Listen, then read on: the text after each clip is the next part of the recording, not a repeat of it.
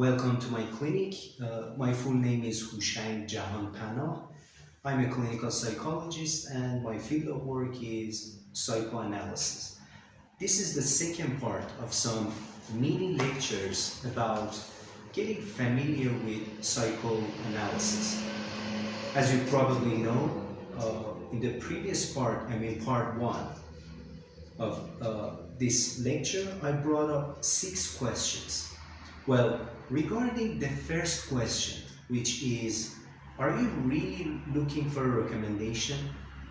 As you probably remember, I'm not sure, during the previous part, I emphasized the importance of this adverb, really. So just to make sure that I can get my message across, I'm going to repeat it one more time. What I'm saying is not, are you looking for a recommendation on how to blah, blah, blah? No. What I'm asking is, are you really looking for a recommendation on how to feel better, on how to change your life quality? Different things. Just to elaborate it a bit more, how to become much more active, how to get out of the morass which you were stuck in. I don't know, on how to, are you really looking for a recommendation on how to do away with your symptoms, your agonizing behaviors?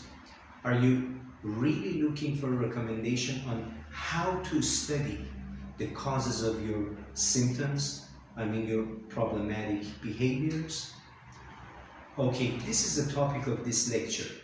The first question, I chose the first one out of those 6 questions which I brought up last session. Well, you might begin to wonder why I chose this question in the first place. Why is that? There were 6 questions. There's a reason for that. Most clients, most people who whether they called me or come into my clinic, in the course of my clinical work, most people, if not every single one of them, following some minutes of talking on the phone or in the clinic, they ask me the same question. That is to say, what my recommendation is. That's why I brought it up in the first place. So it's a frequently asked question. And tonight I'm going to make a recommendation to you. I'm going to come up with a solution, given that I've heard it a lot of times during the last couple of years. Anyway, but in order to make a recommendation, prior to that, there are 2 prerequisites.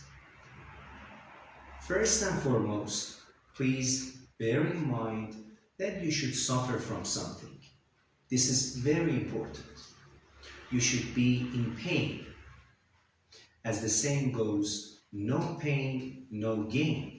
So first and foremost, you should suffer from something. I would like to clarify the meaning of suffering a bit more. In order to do so, I'm going to make some examples. What I mean by suffering. For example, you might have broken up with someone, very recently, lately, and it's been a while that you cannot forget about the person. They cluttered up your mind. They preoccupied you. Or another example, you might fall in love with people very easily, which results in short, passionate attachment and promiscuity.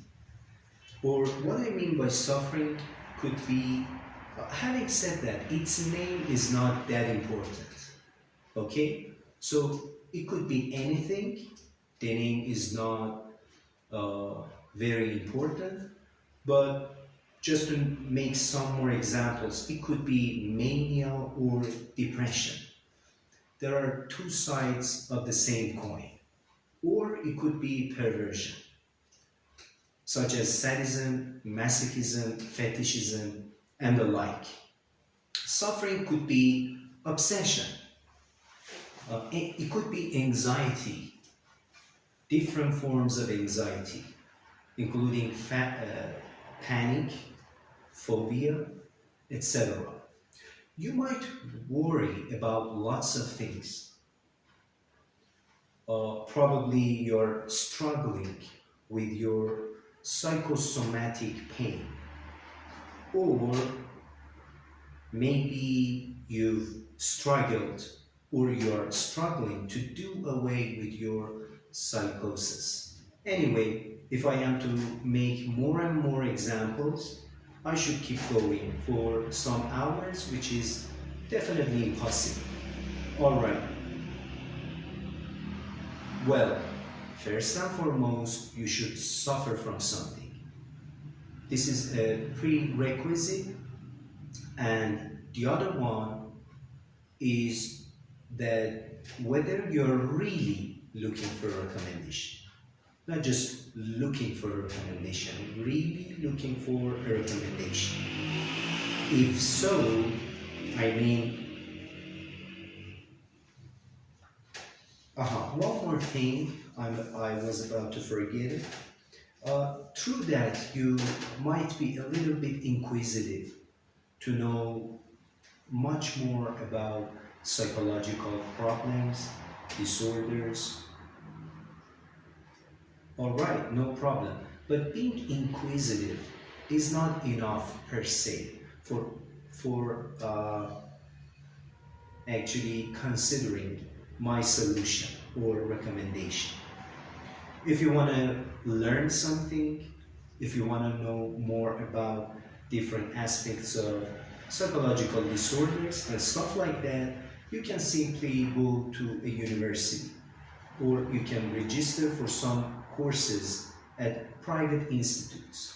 Nowadays, as far as I know, you can simply surf the net and download plenty of resources, books, articles, and the like. That way you can learn much more. But in this case, those prerequisites are essential. Now, if so, here is my recommendation. I mean, if you're really looking for a recommendation and if you are in pain, here is my solution. I'm going to make an example. Imagine that you're obliged to go on a journey. So it's not an obligation. I'm sorry, it's an obligation. Since I told you you're obliged to go on a journey. So it's an obligation. It's not an arbitrary decision. And you do so. All of a sudden, when you arrive in the place, you open your eyes and try to figure out what has happened to this territory.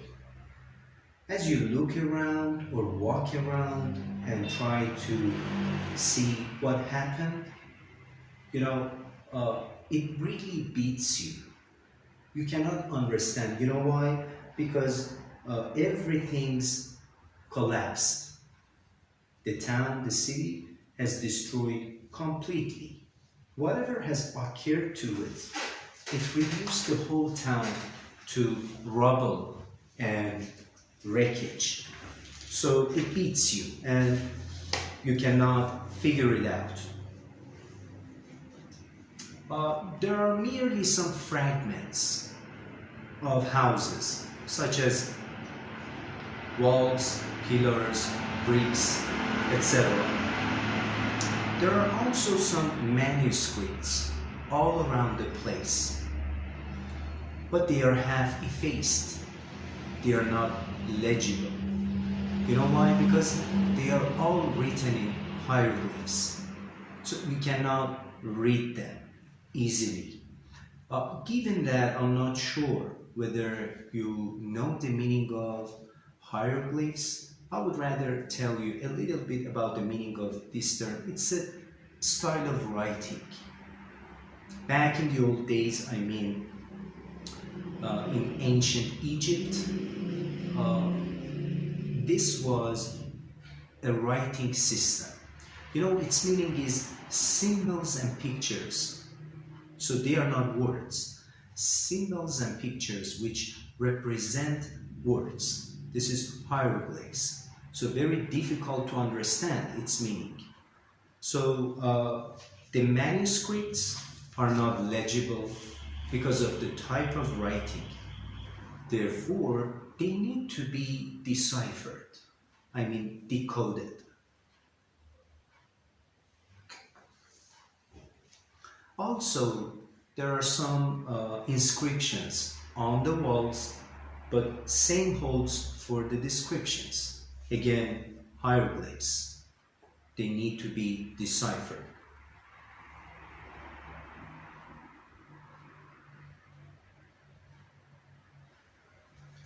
So, whatever you do, the point is that you cannot find about the place. Now that you get the gist of the meaning, that you get the gist of the situation, or the meaning of the situation, I mean my analogy, I'm going to ask you some questions. And I would like you to come up with some solutions, all right? 4 questions. What would you do in these cases? What is the name of this city? What is its name? What has happened to it? As I already told you, it was not an arbitrary decision. You've been obliged to go there and keep, I don't know, living there. You didn't do it intentionally. What has happened to it? Where should you choose to live in the ruins? Where do you live? And the last question, how should you survive among the ruins? How? My perception is that the last question, I mean, how should you survive in the ruins? It takes precedence over the others. This is the way I see the situation. Okay, what would you do to find about these questions? Could you imagine my example somehow, let's say, apparently, what would you do in this case? In these cases? You must live over there, but wherever you go, wherever you look at, it's just rubble and wreckage, ruins. Everything's buried in the ground. You know, in the course of my clinical work, I mean, during the last couple of years, different people responded to these questions in different ways. For example, some of them said that they would Google it. Easily done. They would Google the questions. While others said that they would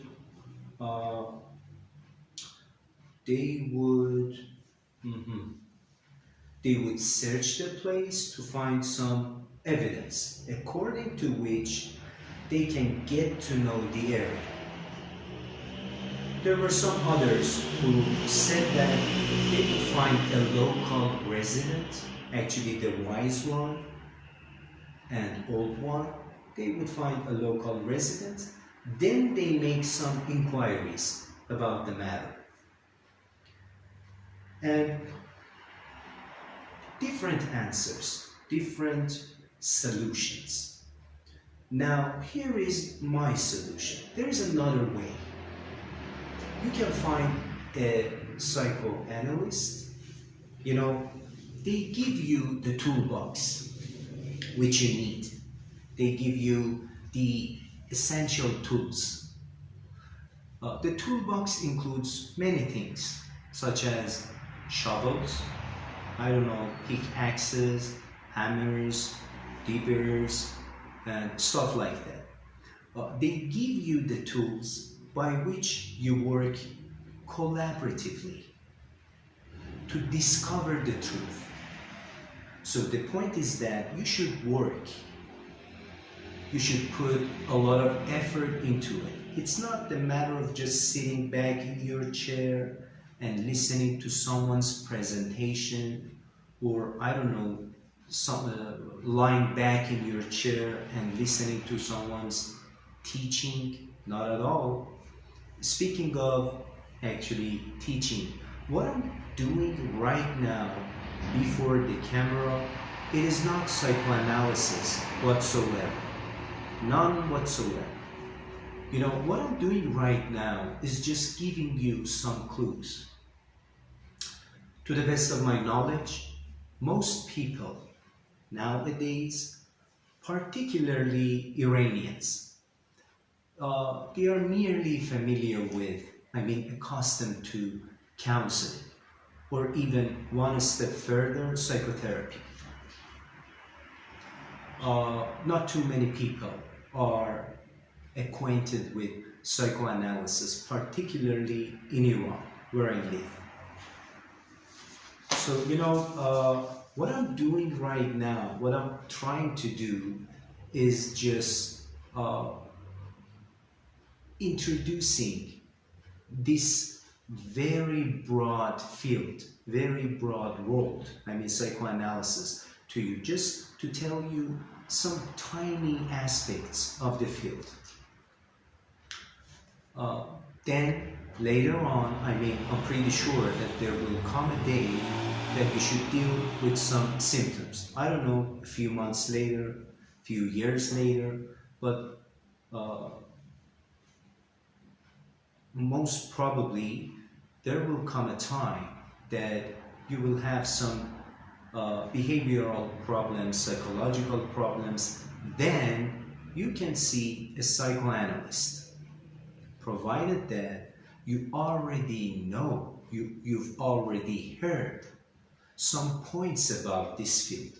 Otherwise, when you don't have any idea about psychoanalysis, its procedure, what is it about, you will never look for psychoanalysis. So that's why I'm trying to pinpoint some, aspects of psychoanalysis right now. But again, I'm telling you, this is not psychoanalysis. This is just explanation of some points of this field. Anyway, I think I'm getting off the track. I was about to say, so my recommendation, yes. And so you work with the guy, with the psychoanalyst, collaboratively to discover the truth. Just the way archaeologists work. You might have watched or read or heard different things about the way that archaeologists work. As far as I know, they work slowly but meticulously. They work perseveringly, and they are patient enough. Initially, at the beginning, they are not as successful as to find some precious objects, but little by little, archaeology or the job, little by little, as you keep trying, as you keep working, some precious old objects could be extracted. It is very likely to find those items. It reminds me of Freud's sentence. He said, you will find, or he says, because he's still alive in my mind or a lot of other people, he says you will find pure gold, not iron, copper, metal, no, pure gold. So it is worth doing so. You will get what you pay for. All right. Speaking of archaeology, archaeologists excavate the soil, which covers very old objects. You know, they excavate the ground slowly but perseveringly, meticulously. Why is that? This way they study things about the past. I mean, wherever the place is, that city past, that area past. So this is a way of learning. This is a method by which you can learn. You can find lots of things about the place historically. And initially, the objects which are extracted, they are not related to one another. That's true. But after a while, they are put together spontaneously. And then it'll be as obvious as broad daylight. It'll be as clear as broad daylight what the name of the place is, what has happened to it, where you should choose to live, and how you should survive in the ruins. And you know, at the outset of the process, as I told you, the objects are not that much related to one another. You know why? Because when the place was destroyed, when everything's buried in the ground, or let's say, when the city was destroyed, everything was scattered to the four winds. That's why at the outset, I mean initially, they are not that much related to one another, because at a time, I mean when the place was destroyed, everything was scattered to the four winds. Okay. I think I already told you everything about my analogy or example. In order to bring my talk to an end, I should say one more time that if you really look for a recommendation or a solution on how to blah blah blah, feel better, I don't know, become much more active and stuff like that, and on top of that, if you suffer from something, I mean those two prerequisites, I recommend, this is my recommendation, I recommend that you undergo psychoanalysis. I advise you to be psychoanalyzed. You know why? Since psychoanalysis is in and of itself the solution. Psychoanalysis is in and of itself the solution. Alright, that's it for now. See you next time.